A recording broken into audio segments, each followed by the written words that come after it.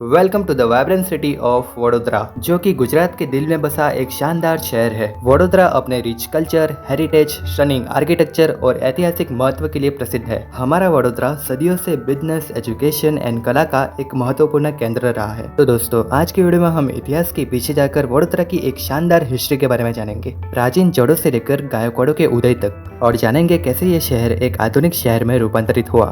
तो चलिए इतिहास के पन्नों को पलटते हैं और जानते हैं हमारे प्यारे वडोदरा के बारे में। वडोदरा का इतिहास प्राचीन काल से जुड़ा हुआ है, जहां विश्वामित्री नदी के किनारे बस्तियों के प्रमाण मिलते हैं। इस क्षेत्र को पहले चंद्रावती नाम से जाना जाता था और ये मौर्य और गुप्त साम्राज्य के समय एक महत्वपूर्ण स्थान था। चांपानेर जैसे ऐतिहासिक स्थल से हमको ये जानकारी मिलती है कि वडोदरा प्राचीन समय में व्यापार का एक मुख्य केंद्र था। चांपानेर 8वीं सेंचुरी में स्थापित हुआ था और यह अपने शानदार स्थापत्य और किलेबंदी के लिए जाना जाता था। इसके पास रहा पावागढ़, जिसको आज हम हिल स्टेशन के रूप में जानते हैं, वो पहले एक बहुत ही मजबूत किला हुआ करता था, जिसपे प्राचीन काल में कई शासकों ने राज किया। यहाँ के प्राचीन मंदिरें और मस्जिदें उस समय की वास्तुकला का बहुत ही अद्भुत उदाहरण है। लेकिन वडोदरा का नाम आखिर वडोदरा ही क्यों रखा गया? तो दोस्तों, प्रारंभिक समय में इस क्षेत्र को चंद्रावती के नाम से जाना जाता था, जो शहर से बहने वाली विश्वामित्री नदी के नाम पे आधारित था। मध्यकाल में इसका नाम वडपत्र रखा गया, क्योंकि इस क्षेत्र में वड यानी कि बरगद के पेड़ बहुत ही ज्यादा मात्रा में थे और प्राकृतिक सौंदर्य बढ़ाने में इन पेड़ों की महत्वपूर्ण भूमिका थी, और इसी वजह से इस शहर का नाम वडपत्र रखा गया। ब्रिटिश शासन के दौरान इस शहर का नाम बदल के बड़ौदा किया गया, क्योंकि यह बोलने में आसान था। साल 1947 में जब भारत को आज़ादी मिली, तब इस शहर का नाम वडोदरा के रूप में पुनः स्थापित किया गया। दोस्तों, अब जानते हैं कि वडोदरा पे आखिर किन किन राजाओं ने राज किया। वडोदरा प्राचीन काल में कई बड़े साम्राज्यों का हिस्सा रहा, लेकिन उसको विशेष पहचान गायकवाड़ वंश के शासन के दौरान मिली। प्राचीन समय में यह क्षेत्र गुप्त और बाद में चालुक्य राजवंश के अधीन था। मध्यकाल में वडोदरा कई अलग अलग मुस्लिम शासकों के नियंत्रण में था, जिसमें दिल्ली सल्तनत और बाद में गुजरात सल्तनत शामिल है।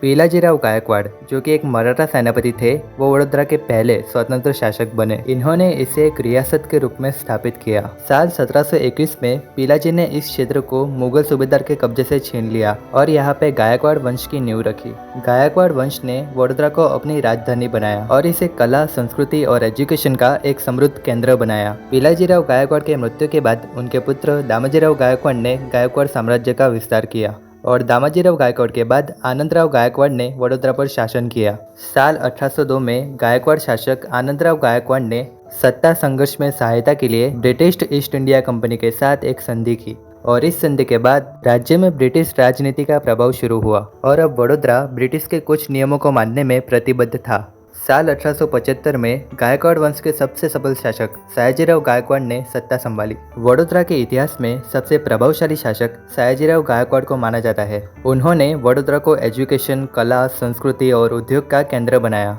साल 1881 में उन्होंने बड़ौदा कॉलेज की स्थापना के लिए एमएस यूनिवर्सिटी की नींव रखी। साल 1949 में इस कॉलेज को इवेंचुअली रिकॉग्नाइज किया गया और इसे एक विश्वविद्यालय के स्तर पर मान्यता दी गई। गायकवाड़ ने प्राथमिक शिक्षा और पब्लिक लाइब्रेरीज को फ्री में उपलब्ध कराया। लक्ष्मी विलास पैलेस और वडोदरा म्यूजियम वडोदरा के सबसे पॉपुलर प्लेस है। लक्ष्मी विलास पैलेस को सयाजीराव गायकवाड़ ने साल 1890 में बनाया था। ये विशाल महल वास्तुकला का एक अद्भुत उदाहरण है और विश्व के सबसे बड़े निजी निवासों में से एक है। महल के शानदार बगीचे और इसका यूनिक आर्किटेक्चर इसकी भव्यता को और बढ़ाता है। आज लोग दूर दूर से इस पैलेस को विजिट करने के लिए आते हैं।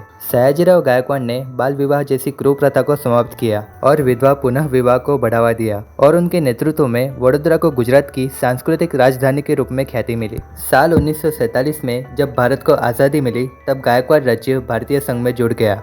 साल 1960 में जब बॉम्बे राज्य का विभाजन हुआ, तब वडोदरा गुजरात राज्य के साथ जुड़ गया। आज वडोदरा अपने उद्योग, संस्कृति और एजुकेशन के लिए प्रसिद्ध है। यहाँ पे इंडियन ऑयल, रिलायंस और एल&टी जैसे कंपनियों के प्लांट स्थित है। महाराजा सयाजीराव विद्यालय सिर्फ गुजरात में नहीं बल्कि पूरे देश में प्रसिद्ध है। वडोदरा अपने नवरात्रि उत्सव और भव्य गरबा आयोजन के लिए पूरे गुजरात में प्रसिद्ध है।